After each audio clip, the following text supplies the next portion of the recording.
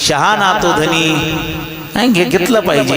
याच्याकरता फक्त वृत्ती शांत ठेवावी आणि आपलं कर्तव्य कर्म करत असताना हरिहरी म्हणत राहावं। हरिहरी तुम्ही म्हणा रे, तेने माया जाळ तुटईल, अनेक नका पडो गाबाळाचे भरी, तेथे आहे थोरी नागवन।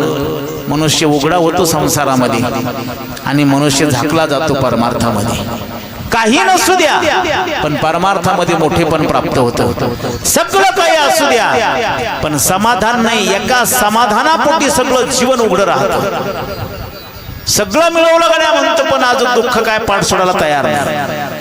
पैशाने दुःख जात नाही, सत्याने दुःख जात नाही, सत्याने समाधान मिळत नाही, पैशाने समाधान मिळत नाही। समाधान मिळतं ते देवाच्या नामचिंतनाने कथा कीर्तनाने समाधान मिळतं।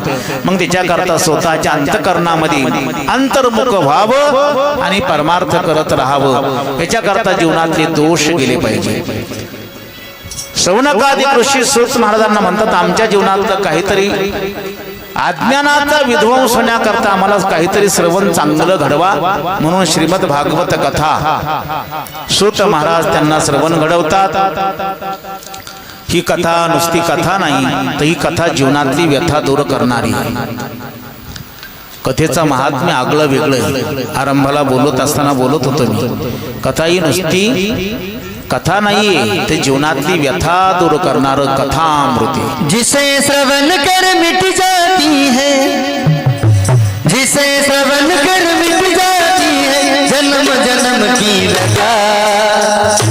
जय जय कृष्ण कथा, जय जय कृष्ण कथा, जय जय कृष्ण कथा।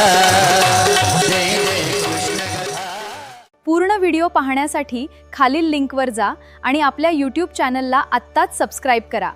व्हिडिओ आवडल्यास लाईक आणि शेअर करायला विसरू नका।